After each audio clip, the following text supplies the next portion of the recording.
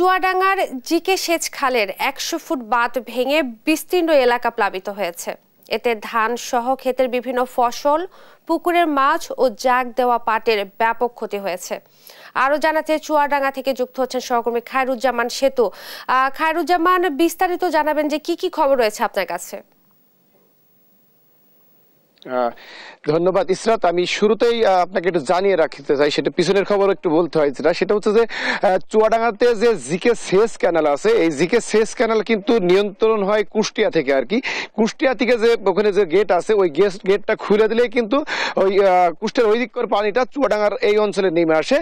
তথাকথিত বিশেষ করে চুয়াডাঙ্গার যারা কৃষক আছে, আলমডাঙ্গা এবং সদরের কিছু অংশ যে এই সুবিধাগুলো কৃষকরা পেয়ে থাকে এই হচ্ছে জিকে সেচ ক্যানালের। তবে এখন যে বিষয়টা সেটা হচ্ছে যে এই যে গত মৌসুম তার আগের মৌসুমেও কিন্তু যে ওই সেচ যখন হচ্ছে খরা চলে, খরা মৌসুমে কিন্তু জিকে ক্যানালে কিন্তু ওই মোটর থেকে পানি উঠিয়ে আপনার হচ্ছে জিকে সেচ ক্যানালে দেওয়া হয়। ওই পানিতেই কিন্তু কৃষকরা কিন্তু হচ্ছে সেচ সুবিধা নিয়ে থাকে এবং সেটা কিন্তু খুবই কম মূল্যে, সেটা নামমাত্র মূল্যেই সরকার এই সুবিধা কৃষকদের দিয়েছে। কিন্তু গত মৌসুম তার আগের মৌসুমে যে সমস্যাটা হয়েছে সেটা হচ্ছে কিন্তু যে খরা মৌসুমে যে মোটর দিয়ে পানি তোলা হয়, সেটা কিন্তু অলরেডি কিন্তু গত মৌসুমে হচ্ছে একটা হচ্ছে চালু ছিল, আর একটা রিপেয়ার মানে মেরামত করেছিল এমন একটা অবস্থায় ছিল, আর একটা মেরামত করার কোনো উদ্যোগও নিয়নি সংশ্লিষ্ট কর্তৃপক্ষ আর কি।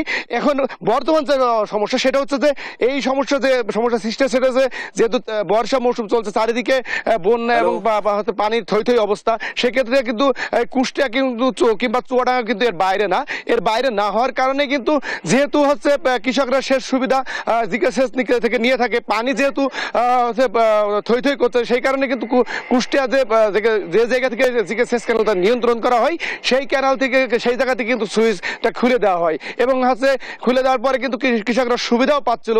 এই যে মানে সম্প্রতি যে পানি দিয়েছে, মানে বৃষ্টির পানিতে যে বন্যা চারিদিকে হয়েছে, সেই বন্যা কিন্তু চুয়াডাঙ্গাতে না হওয়ার কারণে কিন্তু এই সুবিধা চুয়াডাঙ্গার কৃষকরা পাচ্ছিল।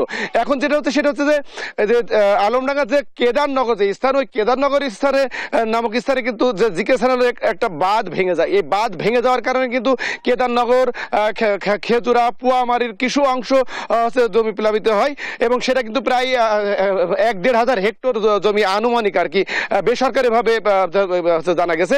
তবে এখন আসার খবর আছে এটা যে ওই যে জিকে চ্যানেলে কুষ্টিয়া থেকে যে জিকে সেচ ক্যানালটা নিয়ন্ত্রণ করা হয়, ওই জায়গা থেকে কিন্তু পানি বন্ধ করা আছে, কিন্তু তারপরেও কিন্তু পানি কিন্তু যেটা যে পানিগুলো ধাবিত হয়ে গেছে ফসলের দিকে সেইগুলো কিন্তু আছেই।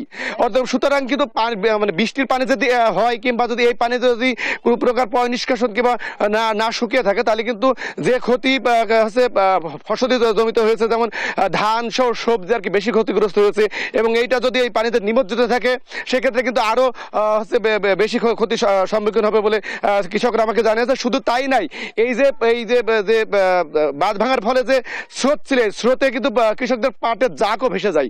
এই পাটের জাক কিন্তু হচ্ছে আপনাকে যদি পাটের